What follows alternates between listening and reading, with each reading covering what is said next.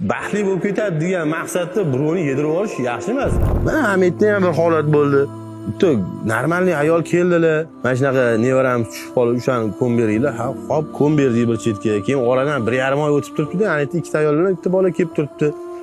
Mana shunaqa oyda deydi, chaqaloq ko'milgan. O'shani ko'rib berasiz, deyapti. Aka, bo'lmasa bo'lmaydi deb turibdi. Ha, hop. Oldik. Spravkani qaradi. Ani akusher ginekolog huzurida abort qilinganligi haqida spravka turibdi. Homila necha hafta, necha oyligini grammagacha yoziladi. Hamma hujjat, chunki biz hujjatsiz ko'nmaymiz. Undoq qarab turibdi-da, endi homila to'ydan bir 2 oy oldingi ekan. Endi aytayotgan kuyovga qarab, bolam deydi, bilmayman deydi. Men qayerdan endi uylanib turgan bo'lsam. Spektakl shunaqa bo'lganki, bu yoqda qizni tipi sen ering bilan urushib chiqib ketgan bo'lasan, stressga tushasan, bu yoqqa kelib bolang tushib qoldi bo'ladi. Tibbiyot rivojlangan bo'lgandan keyin bu necha oylik, necha haftalik, qaysi akusher hammasi hujjati bilan bo'lib turibdi. Shuning uchun birovni u baxtli bo'lib ketadi degan maqsadda birovni yedirib olish yaxshi emas. Qaysi nom bilan ketdi o'sha endi? Ham katta gunoh.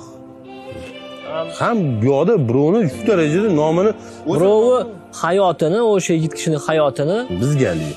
kres qo'yib tushunasiz. Buzdi ketdi. Vayron qilib tashladi.